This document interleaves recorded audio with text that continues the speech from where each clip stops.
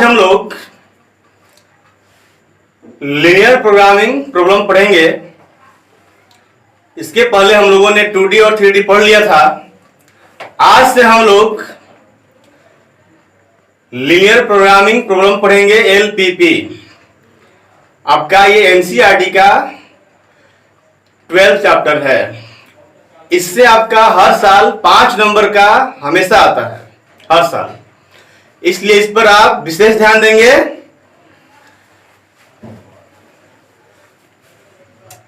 ये आपका जो है हिंदी में इसको बोलते हैं रैखिक प्रोग्रामन। क्या बोलते हैं? रैखिक प्रोग्रामन। इससे जानने से पहले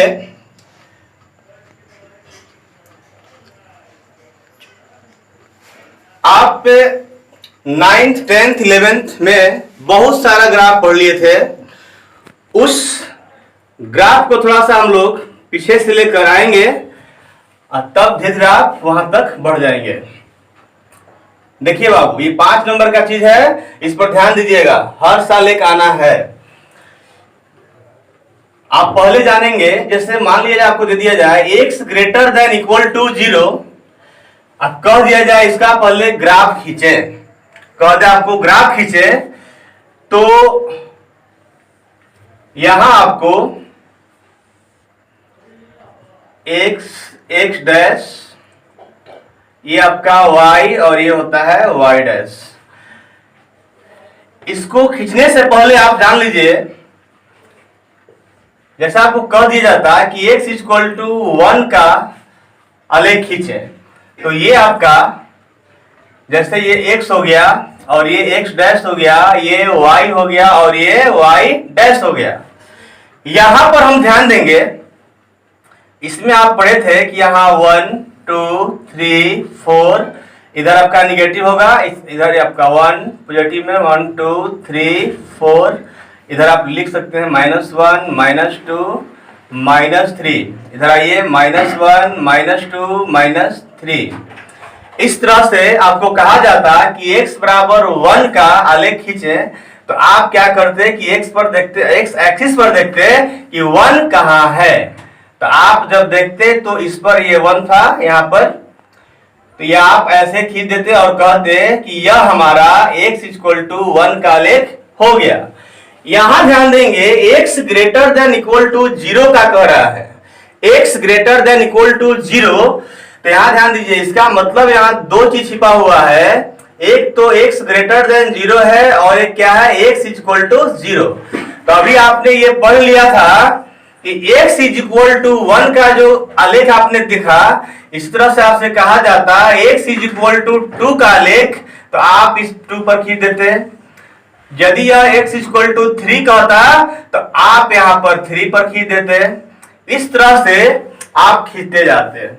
तो यहां पर ध्यान देंगे आप x इक्वल टू 0, तो ध्यान दीजिएगा, तब जान रहे हैं कि यहाँ 1 है 2 है 3 है, इस तरह से इधर -1 है -2 -3, इस तरह से इधर आइए 1 2 3 4, इधर -1 -2 -3 -4। यहां मेरे प्यारे बच्चे लोग, इसमें x बराबर 1 था, फिर x बराबर 2 है, x बराबर 3 है। तो यहां पर x बराबर, देखिए दोनों को ये मिलाकर आपको दिया गया है ये चीज। तो x बराबर 0 का ग्राफ, ये x इक्वल टू 1 पर होता है, 1 के लिए होता है, और x इक्वल टू 0 के लिए आपका y एक्सिस पे जाएगा। अब थोड़ा सा ध्यान देंगे, ये तो हुआ इसके लिए, लेकिन इसके लिए क्या होगा, तो इस पर गौर कीजिए। ग्रेटर देन 0 यानी 0 से बड़ा इधर इस साइड है, यानी कि आपका ग्राफ जो होगा x greater than equal to 0 के लिए इस साइड ये आपका पूरा होगा। पहले इसको आप ड्रॉ कर लीजिए और इसके बाद आइए 2 नंबर पर ध्यान दीजिए।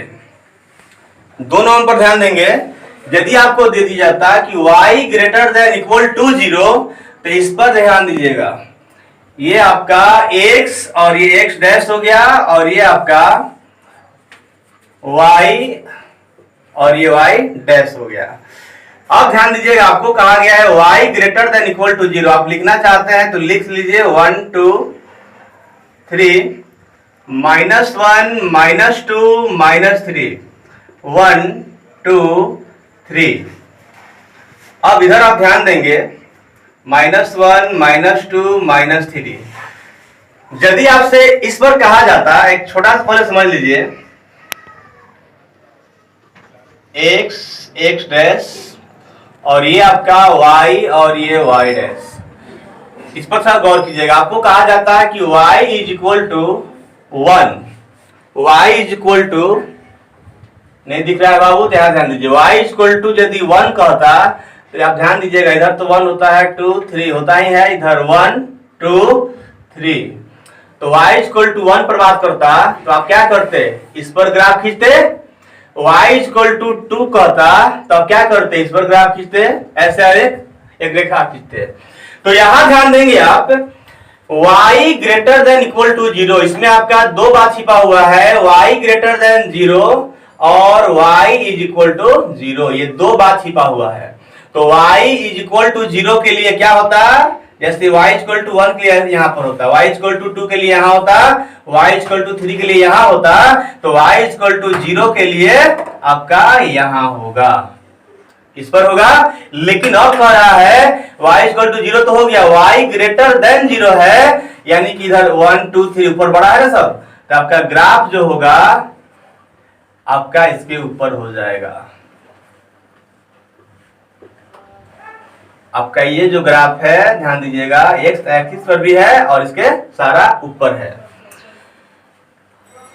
अब आपको कह दिया जाए कि इन दोनों को एक साथ खींचिए, अब आपको कह दे कि अब इन दोनों को एक साथ खींचने के लिए कह दिया जाए, तो ध्यान देंगे आप,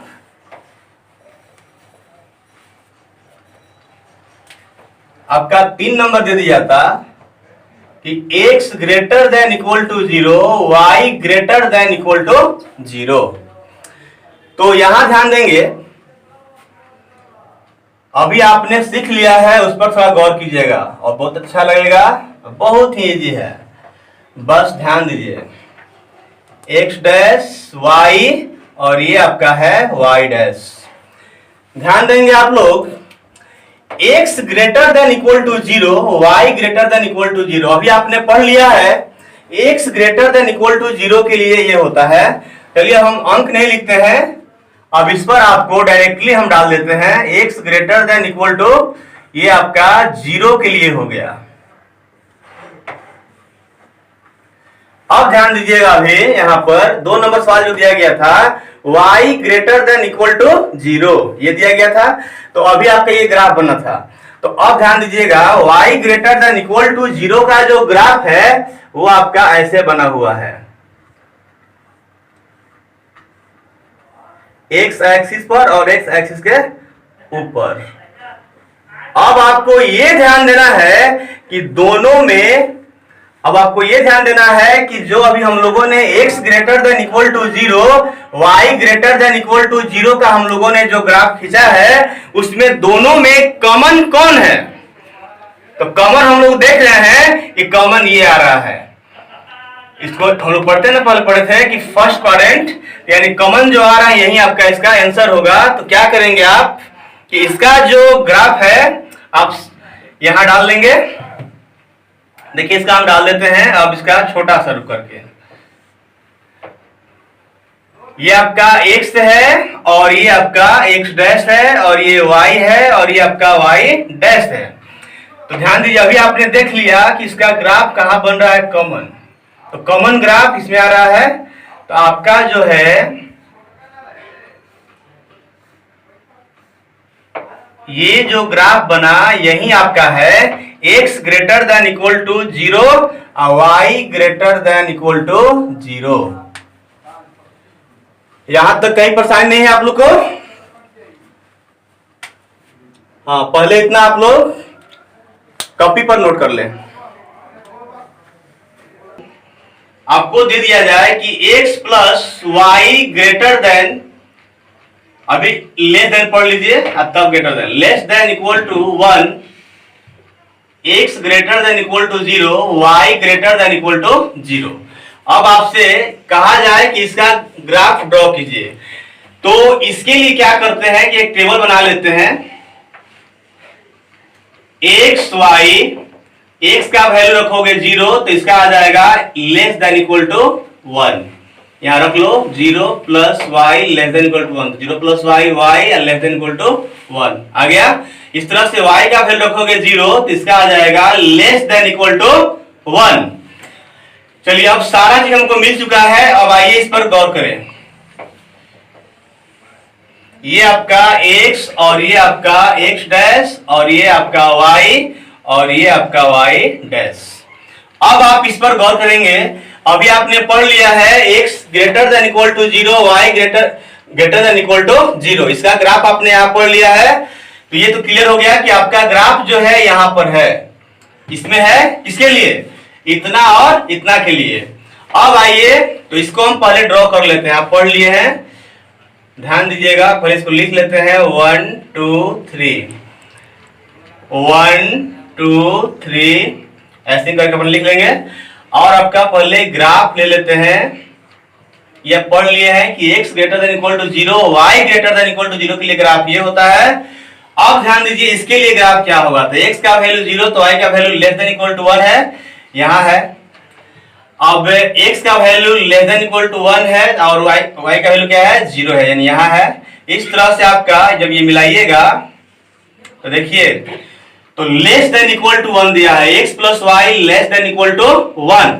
तो यहां आप ध्यान देंगे x plus y less than equal to, check कर रहे हैं कि ग्राफ मेरा किधर जाएगा। तो इसका एक तरीका है कि कभी भी आप मूल बिंदु पर चेक कर लेंगे और यदि इसको संतुष्ट करता है तो ग्राफ नीचे की तरफ आएगा, और नहीं करता है तो उस तरफ ग्राफ नहीं जाएगा।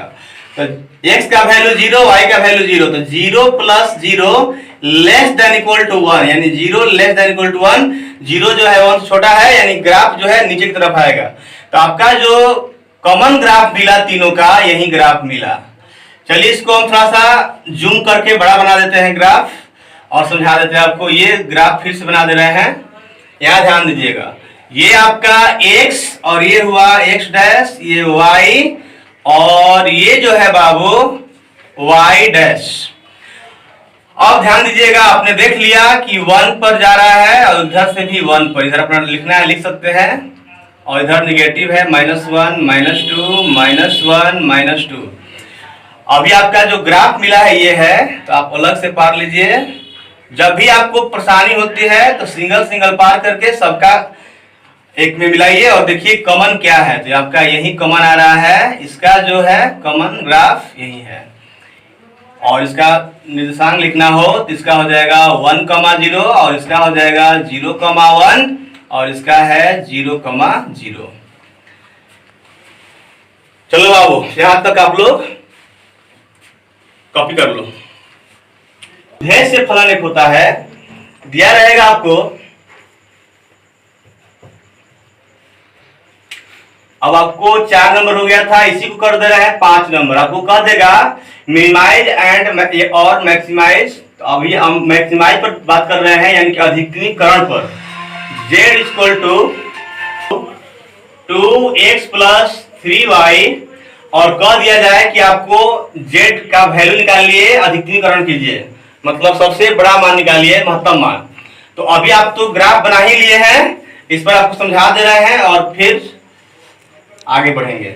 ध्यान दीजिएगा, अब आपने ये ग्राफ जो बना लिया है, यहाँ पर 3 को बिंदु मिला है, तो इसका जो अधिकतमीकरण होता है या न्यूनतमीकरण होता है, यानी कि मैक्सिमाइज या मिनिमाइज जो होता है, वो यहाँ पर जहां जहां इसका कोणीय शीर्ष मिलता है तो उसका वो वैल्यू जब रखा जाता है तब जाकर जो सबसे बड़ा मान होता है वह जो होता है वो उसके लिए अधिकतमीकरण हो गया, और जो कम आता है वो होता है न्यूनतमीकरण, यानी कि मिनिमाइज वैल्यू, यानी कि मैक्सिमम वैल्यू और मिनिमम वैल्यू दोनों आता है। तो ध्यान दीजिएगा 0,0 पर 0,0 पर at 0,0 z is equal to 2 multiply, अभी आपको z equal to 2x plus 3y दिया हुआ है, 2 multiply 0 plus 3 multiply 0 is equal to 0 plus 0, it means 0 eight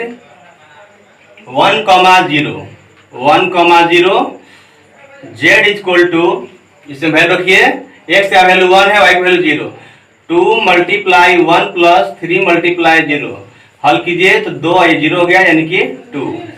eight